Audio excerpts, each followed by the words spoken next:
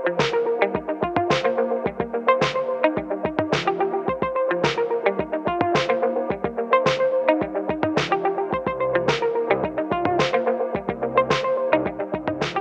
gonna have Pho at a very famous spot, Pho Gia.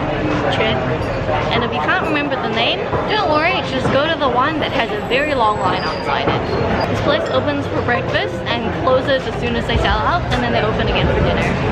So we're in line, we're gonna try it out. We got Thang Long, which is one with the cooked beef and some of the raw meat. Can we try it? It tastes different to everything else. It is really beefy. I don't know how to describe it. It's like a really strong beef stock. It's a little bit sweet because of the beef, and it's mostly salty and meaty. Once they quickly blanch the beef, you can't really tell which one is the raw one, which one is the cooked one. So I'll take a bite of it. I think with the raw one, because it hasn't been cooked out, you can still taste the meat really well.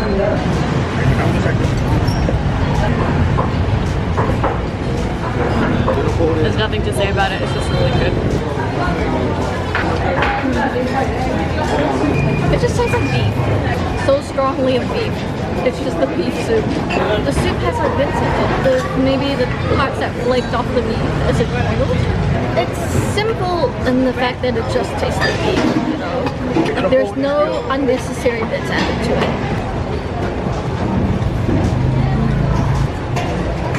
And so tender. Because it's sliced so thinly, it just melts. The noodles are there just to fill you up. Otherwise, I could just drink that piece. In the north, they use vinegar more often than they use fish sauce, or sometimes they don't even serve chili sauce. So I'll try it with a bit of vinegar. Is that enough?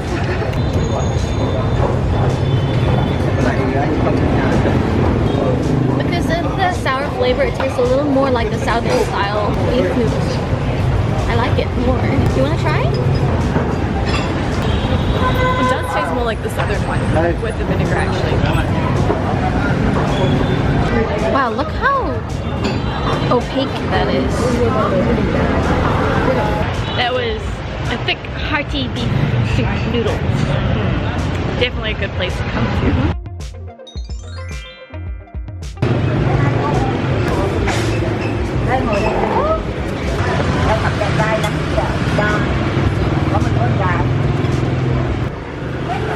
Snail noodles.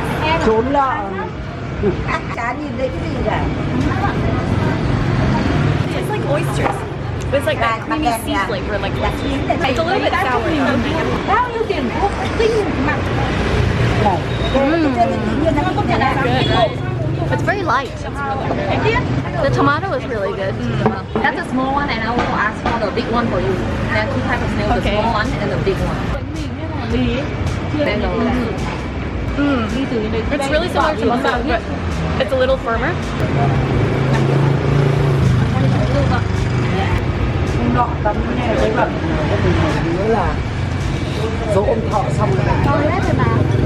It's a little salty. It tastes mostly of like just tomato and seafood. Xoi Cat Lam. That's sticky rice. Let's go.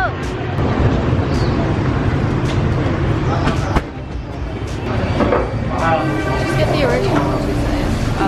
I think we're getting the plain sticky rice with smashed mung bean on top and some fried shallots. But we are also recommended to get the fried egg, which is actually a boiled egg that's been fried. Is it really? Yeah, it's like a boiled egg that's been fried. Let's see how it goes.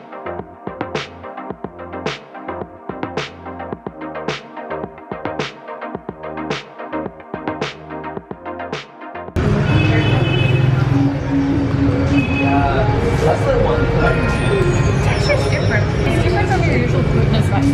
Less sticky and a bit more chewy. I'm gonna try it with a bit of Maggi sauce.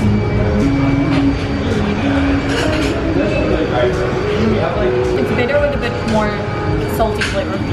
The mung bean, it doesn't have too strong of a flavor. It's more of a texture than a flavor. It's not very beany. It's more like the texture of a bean paste without being sweet or salty. Let's try the egg. I believe the sauce they pour over it is the one that they usually cook the pork in. so it's gonna be good. Because they fried, the texture right on the outside is kind of like a fishbowl. It's like a bit bouncy. That's really good. And the sauce is a bit sweet, a bit salty. My turn. It's very fragrant rice. And I think most of the flavor comes from the shallots. They're really good. They're super crispy. If you're a little confused about what mung bean texture might be like, just kind of imagine a hard-boiled egg yolk. That's about the closest thing I can relate it to anything that's sort of familiar to most people. So if you're not into beans, it's still really enjoyable.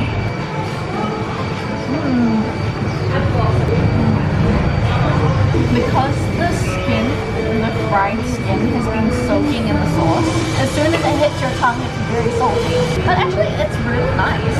Even though it's been boiled and then deep fried, the egg yolk is still very creamy. Since the rice is light and fragrant, it's really nice to add a couple toppings that you really want to try in there. And this egg is like one of the good basic additions to it. Let's try the pickle actually. That's one of the crunchiest pickles I've had so far in Vietnam. It seems like they pickle it in vinegar, sugar, and chili. It's not spicy, but you can definitely tell the chili's been in there. It's really refreshing. All three of these dishes have very different flavors, textures, and components to them. So a combination of 3 or even more side dishes is like a smorgasbord. Honestly, I thought I didn't really like these guys. This place is so good. Like, I'm like, could we eat another one? But we're gonna want to eat today. I genuinely want like another bowl of rice. That was so good. And I would try at least 3 or 4 of those side dishes because they look so good as well. But we have so many other things to eat. This is highly recommended. This is a Hanoi staple and it's a really good breakfast. Undoubtedly, I would recommend this place. Okay, on to the next one. I don't think this place has really a store name. You just walk in, you just walk there. Yeah, and you just order. Because the restaurant name, as listed on Google, is just the dishes that are available here. But this is recommended to us. 2 dishes, the bun thang and the noodle. What I have been told is that bun thang is some sort of a chicken noodle soup, but they put shrimp paste in it. So it should be different from an average chicken noodle soup. Bun number is not exactly specified. Our host did tell us it was mixed noodles. And it's not exactly enough to give me an indication of what it is, but it's enough for me to want to try it. Okay, this is the bun thang. What is bun thang? It's a chicken soup. It's shrimp paste. Do we have to add our own? I don't know, but go on.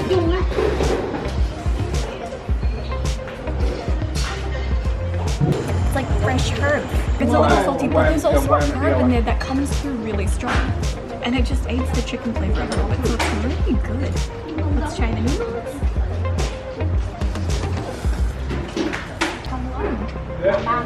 It's a thin round noodle. Instead of being slurpy, there's a bit more firm texture to it. That's really good. So this is vinegar, which is quite common for Hanoians. It seems like to put vinegar in their soup broth. So let's see how that is. It seems like there's some chili in the vinegar too, so it might make it a bit spicy. It immediately made it less greasy. You can barely taste the sourness in it. It seemed to tone down the greasiness and the saltiness and bring out a bit more of the chickeny flavor. That's really good. At first glance, this just looks like a very simple dish of stir-fried bean sprouts and beef slices on a bed of rice noodles. But as you dig deeper, there is a pool of soup at the bottom, handfuls of shallots, also peanuts, and some leafy green vegetables. So let's give it a go.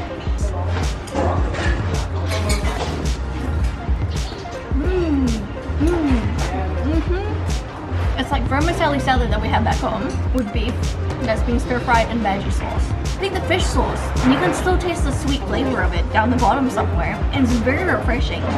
And it's got all the crunchy bits from the bean sprouts, the vegetables. It's actually really light. Whoa, it's like peanutty, beefy, smoky.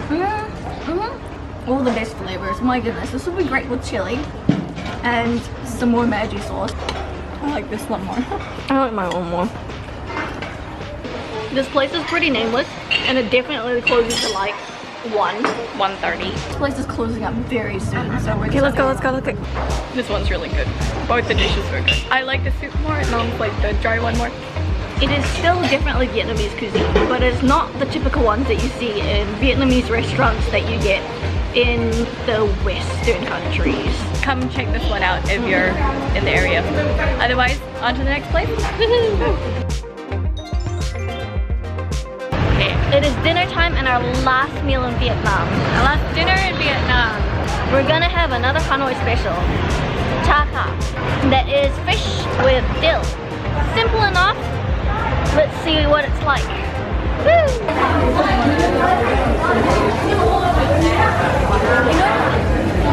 You know how they use dill in cream pasta? For like salmon cream pasta? It smells like that. Yeah. For some reason the smell reminds me of a cream pasta. It's really bizarre because it smells so good. I'm so ready for it.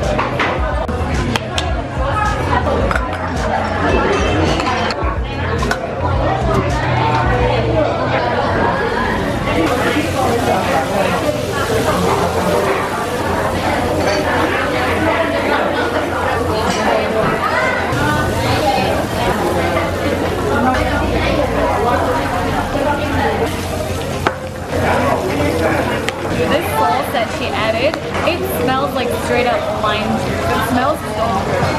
You can't smell the fishiness at all. It smells a bit salty maybe, but it smells so good. Are you supposed to just like one bite it? Is it? I don't know. Let's try just that bit. So we've got some peanuts, some of the dill, spring onion, and the noodles. Let's go for it.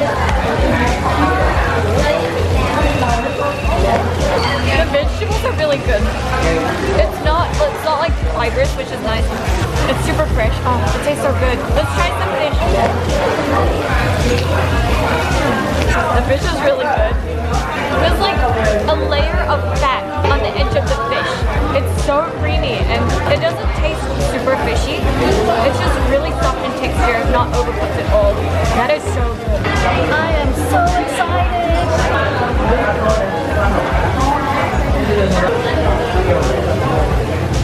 My goodness, it's a lot more limey than I thought. Yeah, I thought it would be salty with fish sauce. It's not.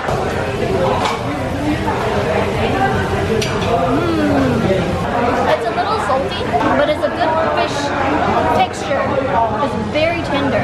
I think as a combination, the noodles, herbs, and lime juice and peanuts, that's how you have to eat it.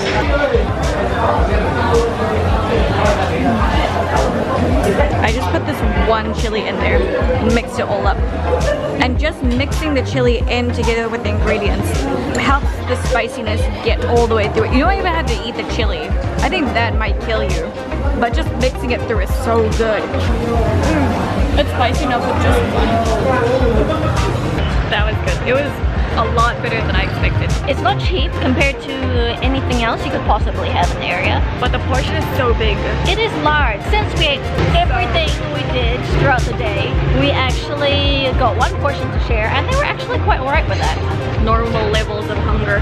One portion would be a lot for one person, at least for me. It is something I highly recommend if you are into fish. It's really, really good.